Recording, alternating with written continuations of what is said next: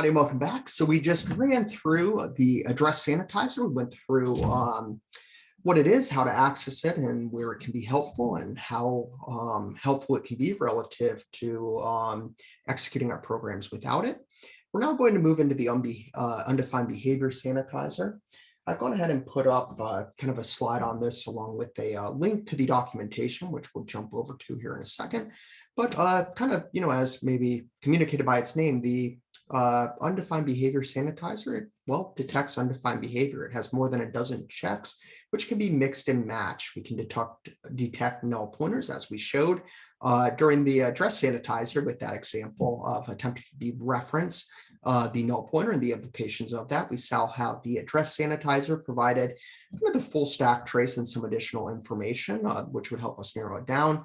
Then the output from the undefined behavior sanitizer provided a little bit more in perhaps a more tangible way, actually describing what happened and on what line it happened. Similar information was communicated by the address sanitizer, but it was more like you attempted an invalid read. It happened on this line. It would still get us there, but the specific issue that occurred was not as clear. So you can see here, you can begin kind of mixing these together, and you can run them, some of them at the same time. What this sanitizer can also detect is going to be array out of bounds. This is with with arrays whose size are known at compile time. So not necessarily dynamically allocated arrays, though we saw how the address sanitizer can be useful to determine out of bounds on those sorts of arrays. This can also detect divide by zero, integer overflow, and let's see what else. So let me go ahead and move my screen share from the slides over to this window here, which is going through, what it is. Again, this is the Claim 10 documentation for the undefined behavior sanitizer. So there's, some of the things we talked about: array subscript out of bounds, where bounds can be statically determined, bitwise shifts. We're not really going to cover that, in this course, but dereferencing misaligned or null pointers, that's going to be something we'll likely encounter and would be important. Signed integer overflow. It's good to run this check probably, especially if you're, during the development of your application, you're having some sort of, interesting output, perhaps that could communicate that this is an error. The sanitizer would help you get down to the actual line number where it's presenting. You can see here some additional checks that have to do with different sorts of implicit conversions. Let's go ahead and look at the available checks. So some of these are going to be ran when we just write fsanitize is equal to undefined and provide that flag to the compiler. There's going to be other kind of available checks that are not run with kind of that blanketed undefined, flag to the fsanitize. So just looking through here, there's conversion to from between floating point types, which would overflow the destination, so we can be aware of that. Float divide by zero. Dividing a floating point number by zero is undefined per C++, but it is defined by Clang, and it results in either a value of infinity or not a number. So this is not actually included with the kind of overarching catch-all flag fsanitize equals undefined. We have to run it kind of on its own because it's not necessarily undefined behavior, but it does have that. So there's a number of different checks. There's integer divide by zero. So if you're running through your code and you see an error message, your program suddenly terminates, and it's something that you suspect is due to integer division by zero.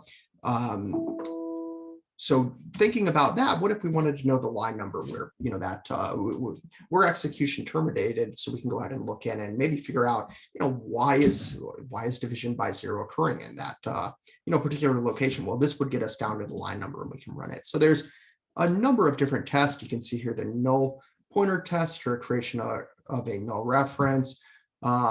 There's a number of tests here that you can incorporate into your workflow. If you're interested in this, spend a little bit of time kind of going through it. For instance, here's kind of one that might be particularly useful. Checks for specific suspicious behavior of implicit conversions. So there's a lot of different checks that we can use the sanitizer to look for. And in addition to that, it will provide us some excellent diagnostic information in terms of tracking down those issues, and we'd be well on our way to recovering or correcting from them. Okay, so now I want to jump over to my Visual Studio Code window. We'll go ahead and run through an example of applying this sanitizer. The two examples that we're going to go ahead and use are going to be those from the earlier slides. So we'll run through this array whose size is known kind of at compilation time, and how we can go ahead and, or how the sanitizer will effectively tell us, that we're having an issue where we're extending beyond the bounds of that array and attempting to make an assignment here on line 11.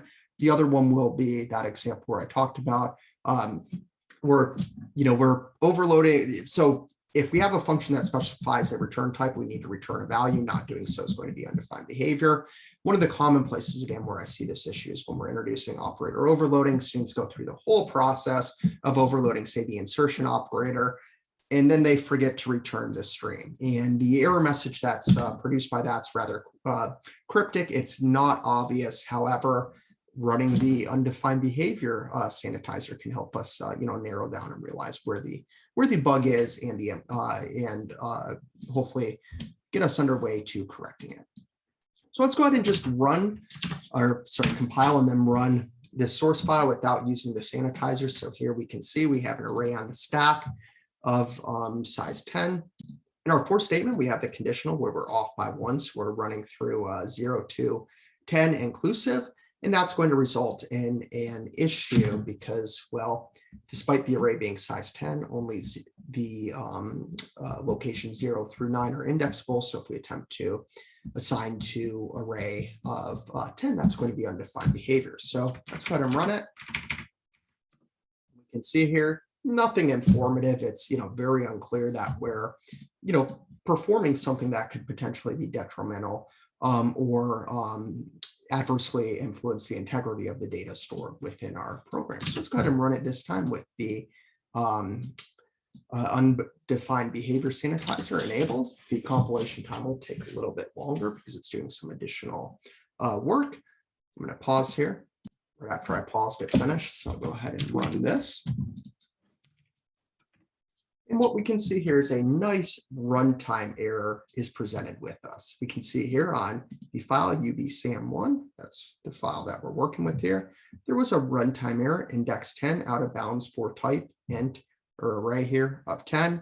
You can see the summary, undefined behavior. It occurred on line 11. This one's unfortunately not clicky, but on line 11, 50 characters in. So yeah, it puts us right about here.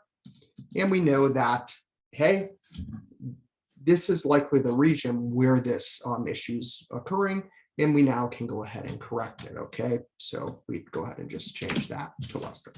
Okay, cool. So let's go ahead and move over to this additional example. Going ahead and compile and run. We can see here that compiling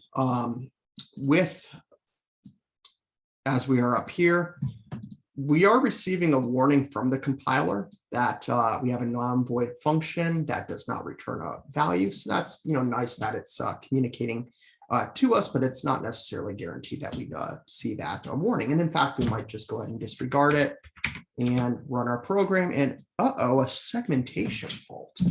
So what's going on here? Well, what's going on is when we execute this, as we're executing this, as we're going through here, effectively what's going to happen is when we return from it, we're observing the segmentation fault. Okay, so great. So, where's this happening? This is, is this due to, attempting to dereference the null pointer? Is it due to some other memory access read? Well, in reality, it's because this non-void function is not returning a value. We should have on line 18 wrote return OS. Okay. So what if we wanted more information about that? Or maybe we didn't have that wonderful warning by the compiler.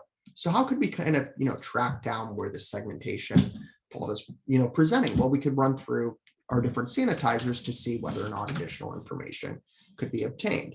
So I'm going to go ahead and compile this. And as we're going through this, it'll take a little moment due to the extra things going on. We're done. Let's go ahead and run.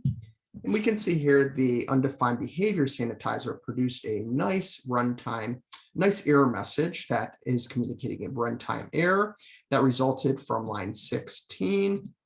So where are we? Here. Execution reached the end of a value returning function without returning a value. And we can see we have a pretty good idea of what's happening, where it's happening, and how to resolve that issue. So again, these sanitizers are super helpful. They can provide a lot of diagnostic information that can allow us to focus our attention into problem regions of code and not necessarily, or I guess not necessarily, spend significantly less time trying to track down where they're presenting. Because again, if this was something like map and pass, it's where's this segmentation fault occurring? It could be perhaps anywhere, depending on how we craft our solution. Well, again, these sanitizers will really again allow us to quickly determine the potential location of these sorts of bugs, and from there we can determine our course of for resolution. So with that, I'll see you in the next video, where we'll talk about Valgrind, which will allow us to determine whether or not memory leaks present within our applications.